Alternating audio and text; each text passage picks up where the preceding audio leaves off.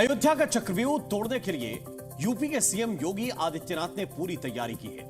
आज अयोध्या पहुंचकर योगी ने बीजेपी कार्यकर्ताओं को 4 रास्ते बताए और इन्हीं 4 रास्तों से मिल्कीपुर उपचुनाव में जीत तय हो सकती है। क्या है वो रास्ते, आपको बताएंगे, लेकिन इसके साथ साथ मिल्कीपुर में कुंदरकी फॉर्मूले का भी जिक्र हो रहा है।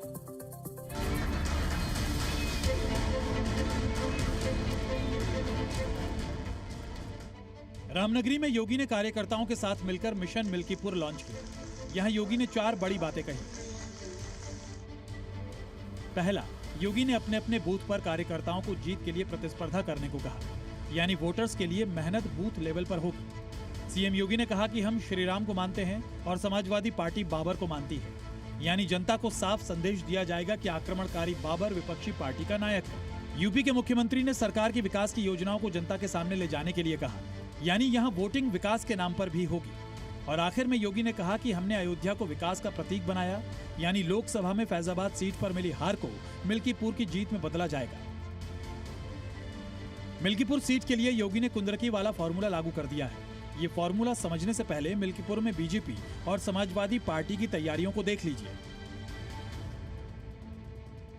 गुरुमंत्र हैं, उन गुरुमंत्रों के आधार पर इस मिल्कीपुर विधानसभा में भाजपा की ऐतिहासिक विजय होगी और भारतीय जनता पार्टी का एक एक कार्यकर्ता कमर कस के तैयार खड़ा है कि जब चुनाव घोषित हो जाए तत्काल उसके लोगों के बीच में जाकर हम वोट मांगे और उसके बाद भाजपा के लिए ज़्यादा से ज़्यादा मतों के साथ प्रत्याशी भाजपा के जीत पाए। योगी खुद चुनावी तैयारियों पर नजर रखे हुए हैं। साथ ही यूपी के 6 मंत्रियों को मिल्कीपुर का चक्रव्यूह तोड़ने की जिम्मेदारी दी गई है। यूपी उपचुनाव में 7 सीटें जीतने के बाद भी मिल्कीपुर में कोई कसर बाकी नहीं रखी गई है। मिल्कीपुर को बड़ा चैलेंज मानने की वजह समझिए। पिछले 26 वर्षों में मिल्कीपुर में 6 चुनावों में समाजवादी पार्टी को जीत मिली, जबकि बीजेपी और बीएसपी को एक बारी जीतने का मौका मिला। मिल्कीपुर में अखिलेश यादव की पार्टी का गढ़ होने की वजह है वहां का कास्ट फैक्टर। इस सीट पर 3.5 लाख मतदाताओं में से 1,20,000 दलित मतदाता हैं। करीब 55,000 यादव, 30,000 मुस्लिम हैं, वहीं 60,000 ब्राह्मण हैं, जबकि 25,000 के करीब क्षत्रियों की संख्या है। मुस्लिम, यादव और दलित वोटर्स पर समाजवादी पार्टी की पकड़ मजबूत है। समाजवादी पार्टी के सांसद अवधेश प्रसाद दलित हैं और मिल्कीपुर में 2022 के चुनाव में उन्हें जीत मिली थी। जब अवधेश प्रसाद सांसद बने तो उनकी सीट खाली हो गई और बीजेपी पूरी कोशिश करके इस बार नतीजों को अपने पक्ष में करने की कोशिश कर रही है। हालांकि जीत हार का फैसला मिल्कीपुर की जनता करेगी। जो काम करेगा उसी को वोट देंगे। तो गवर्नमेंट सही कर रही है, सब कुछ सही है, लेकिन स्टूडेंट के लिए रोजगार नहीं मिल रहा है। यही सबसे बड़ा मुद्दा है। आजकल युवा परेशान है, हर युवा परेशान है। आज योगी ने दावा किया कि उपचुनाव में कुंदरकी जीते और अब मिल्कीपुर भी जीतेंगे। अब समझिए कि मिल्कीपुर में कुंदरकी फॉर्मूला अपनाने का मतलब क्या है।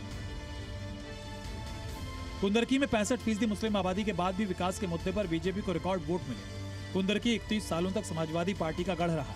इसके बावजूद बीजेपी ने उसे अपने पक्ष में किया।